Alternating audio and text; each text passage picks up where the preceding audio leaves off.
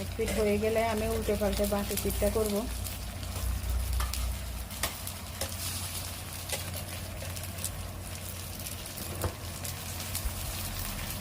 এক পিঠ হয়ে গেছে, আমি এখন বাকিটা তুলে নেব। দেখুন এভাবে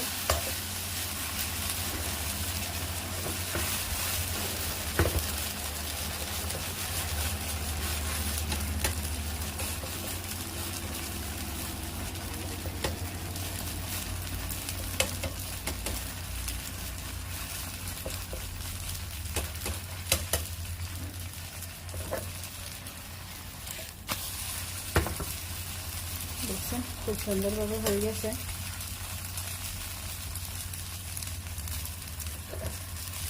এখন আমি এটাকে নামিয়ে রাখবো। তারপর আমি এখানে আরেকটা দিব।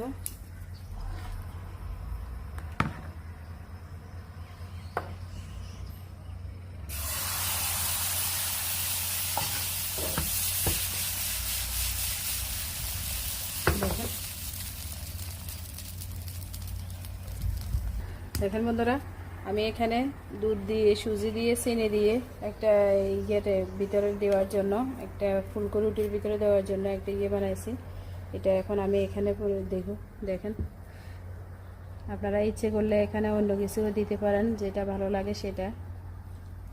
এইভাবে করে আমি দিব পুরো রুটিটার ভিতরে।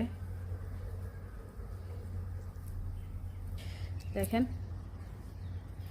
এটাকে আমি এভাবে রুটিটাকে পেঁচিয়ে নিব। দেখেন খুব সুন্দর, মাশাআল্লাহ।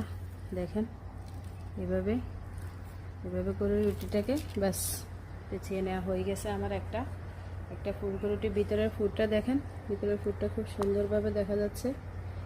এই যে এই পাশ দিয়েও দেখা যাচ্ছে। আমি আরেকটা করে দেখাবো আপনাদেরকে।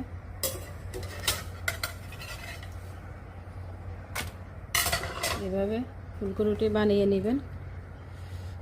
এরপরে এখানে চিনি দিয়ে, দুধ দিয়ে, সুজি দিয়ে, অল্প একটু সুজি দিয়েছি আমি। এগুলাকে চামচ দিয়ে এভাবে করে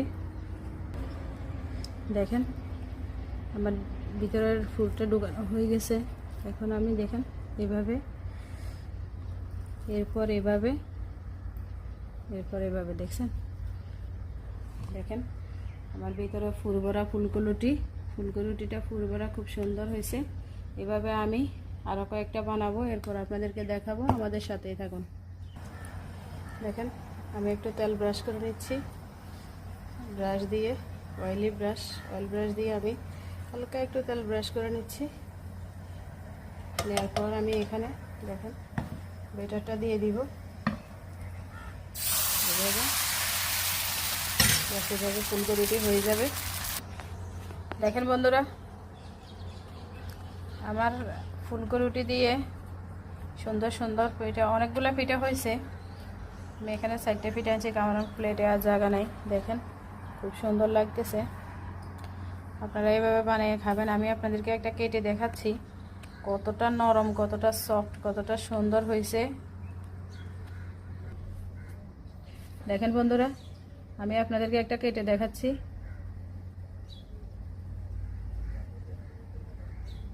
দেখেন ভিতরটা কি সুন্দর হয়েছে। দেখেন